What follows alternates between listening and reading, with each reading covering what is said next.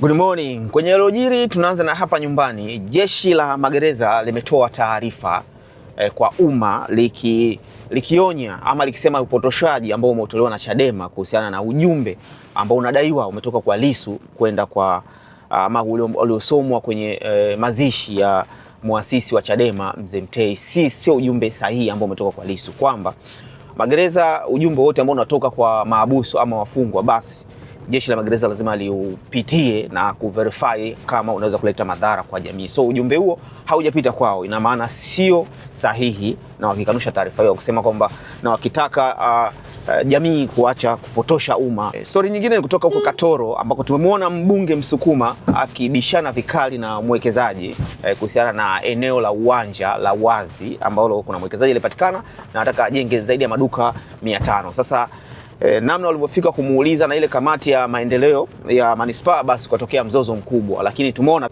waziri wa TAMISEMI tayari ameshatoa taarifa ya kufuatiliwa kwa jambo hilo na kuhakikisha kwa nini mwekezaji amefikia hatua hiyo ya kuweza kujibishana na viongozi, huku akitoa kauli kwamba anaonekana viongozi ameweka mfukoni.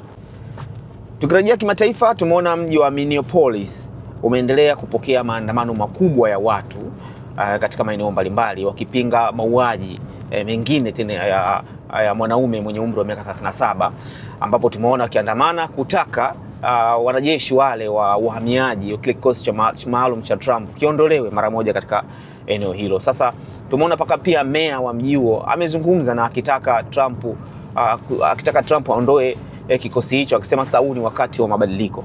Sasa Donald Trump nao aliwajibu na kuambia kama wanataka afanye hivyo, basi wawakabidhi wale wahamiaji haramu wote na waondoe katika eneo hilo ama wafukuzwe makwao.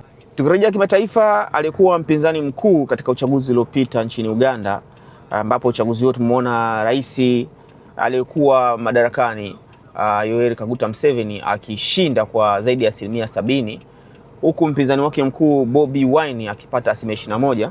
Sasa Bobi Wine ataendelea kukaa kizuizini, huku akitoa taarifa nyeti kwamba mke wake alikabwa na maafisa wa polisi wakitaka awaeleze yuko wapi. Na hii ni sakasaka ambalo ama sekeseke ambalo linaendelea nchini Uganda, ambapo anadaiwa mke wa Bobi Wine alishambuliwa na anapelekwa hospitali. Hii ni kwa mujibu wa DW ambapo imeripoti taarifa hii.